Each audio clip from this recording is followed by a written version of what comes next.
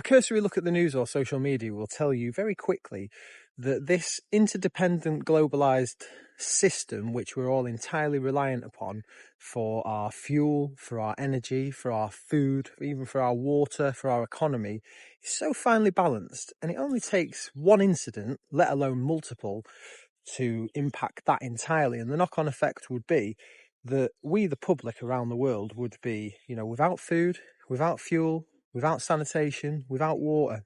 And this is not scaremongering, because ultimately you've only got to look at, say, the Middle East conflict and how that's impacting the oil prices in the UK and around the world. You look at this crazy drive towards net zero and how that's impacting, our energy prices and energy reliability and energy availability. And we've got cyber attacks that are being conducted by state and non-state actors. Any of this could literally catastrophically break the system, albeit for a small amount of time. So yesterday I did a video talking about how we need to start considering our own survivability, the way that we're able to protect ourselves and our families if that were to happen, until, say, the UN or someone else came in to give us aid and rescue us.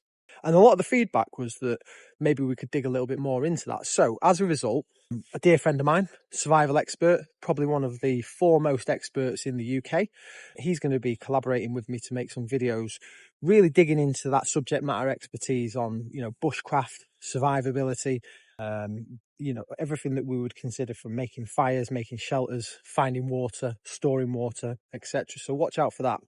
However, in the meantime, I felt that it'd be useful for us to discuss a little bit more about the situation that we find ourselves in the UK, and also how we can start to consider our own situational awareness and our own personal protection. Now, none of this is going to be crossing any boundaries, teaching you how to be a Jeet Kune Do or Krav Maga expert who's going to take on 5 knife fighters with a toothbrush. Not going to be talking about anything like that. It's just sensible tips to keep you safe. So in the military, there was this old situational awareness adage, which is that you need to be watching out for the absence of the normal and the presence of the abnormal. And this was something that we utilised all the time, walking down the streets of dusty Iraq or Afghanistan. If that street's normally busy, then all of a sudden it goes empty. That's the presence of the abnormal. And it means that something's likely to happen. Maybe the rest of the people in that civilian population know that something's going to happen, so they've all scarpered while you're stood there like a lemon. So that's what it essentially refers to. But we can apply that to the UK right now and the rest of the West, because I do believe that we're living in a high threat environment now.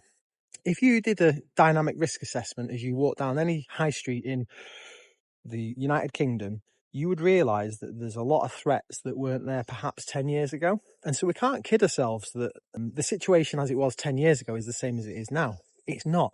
And you need to start switching on to that fact. We all do. So what we start to look for with that presence of the abnormal, absence of the normal, is that what we're looking for is things that, don't fit, doesn't feel quite right.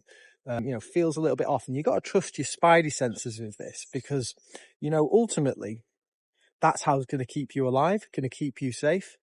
You need to get it out of your head, though, that you're going to be a hero. If something kicks off anywhere, your best defense is to run. Just get out of there as quick as possible. And that doesn't matter whether you're an MMA expert or someone who's had multiple fights. Nowadays, with the rise of knife carrying, the likelihood of people using it, pack mentality, you're not going to stand a chance. It doesn't matter who you are. So just get yourself out of there as quick as possible. That is the ultimate top tip. Ego is going to get you hurt.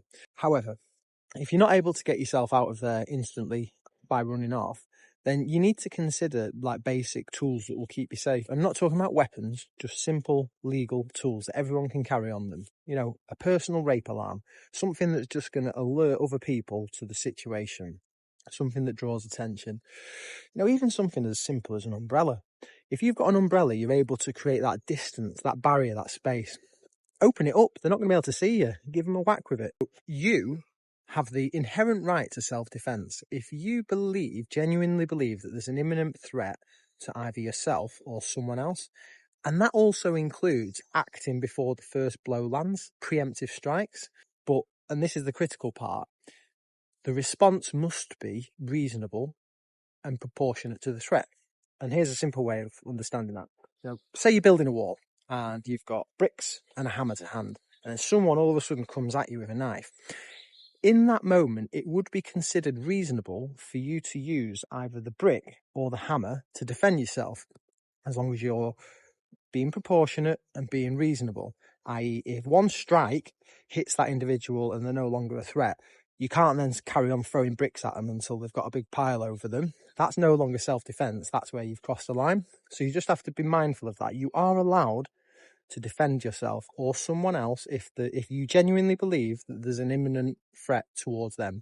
When you watch a video of the police executing a warrant, they're always shouting as they go into the building, aren't they, or into the bedroom, whatever. They're like, "Stop, police, get on the floor." Now, that's not random. It's designed to shock, to overwhelm the senses and trigger that fight or flight response in the individual. And what that does is it controls them because it immobilizes them. So if you're ever in that similar type of situation where someone's coming close to you, or, even if you've got the rape alarm or something loud to attract attention, start shouting as well. Just telling them what you're going to do. Get away from me right now. I am going to call the police, whatever it is, because you can utilize that same technique, not out of fear, not because you're panicking, but with intent. Be loud, aggressive, commanding, because sometimes that alone is enough to frighten the individual who's coming at you, and it's going to break their focus. One of the worst things that we can do when it comes to our situational awareness and negating it is walking around like most of us do, headphones in, looking at our phone, flicking through reels, getting that dopamine hit.